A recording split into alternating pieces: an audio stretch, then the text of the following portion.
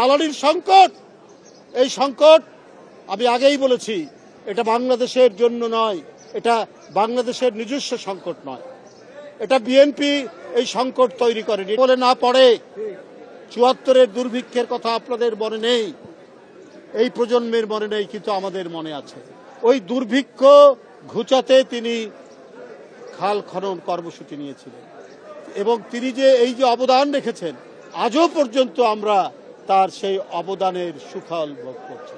তাই আমি মনে করি তার সুযোগ্য পুত্র, তার জ্যেষ্ঠ পুত্র, গণতন্ত্রের আপসহীন সেনানী দেশনেত্রী বেগম খালেদা জিয়ার জ্যেষ্ঠ পুত্র তারেক রহমান দেশের প্রধানমন্ত্রী।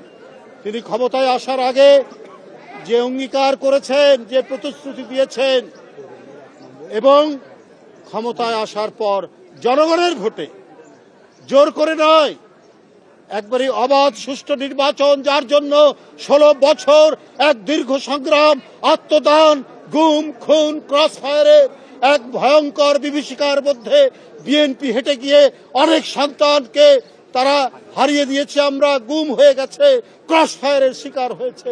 এত আত্মদানের মধ্যে দিয়ে আমাদের পাওনা যে গণতন্ত্র, আমরা সেটা পেয়েছি জনাব তারেক রহমানের নেতৃত্বে। তার নেতৃত্বে তিনি ক্ষমতায় এসেই তিনি তার প্রতিশ্রুতি বাস্তবায়ন শুরু করেছেন।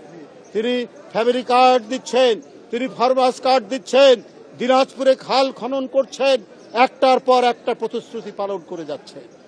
তো সুতরাং আমি আগেও বলেছি যে তারেক রহমানের নেতৃত্বে আমরা আবার সব দিক থেকে, জ্বালানির সংকট, এই সংকট আমি আগেই বলেছি, এটা বাংলাদেশের জন্য নয়, এটা বাংলাদেশের নিজস্ব সংকট নয়, এটা বিএনপি এই সংকট তৈরি করেনি, এটা একটি আন্তর্জাতিক সংকট, এটা মধ্যপ্রাচ্যে যুদ্ধের কারণে এই সংকট, কিন্তু সেটাও আস্তে আস্তে কাটিয়ে উঠছে। তবে পাশাপাশি আমাদের এই ব্যবস্থাও নিতে হবে, বারবার যে অঙ্গীকার করেছেন জনাব তারেক রহমান, যে রিনিউয়েবল যে এনার্জি, সেই এনার্জির তিনি যে প্রতিশ্রুতি দিয়েছেন সেটা তিনি অবশ্যই করবেন।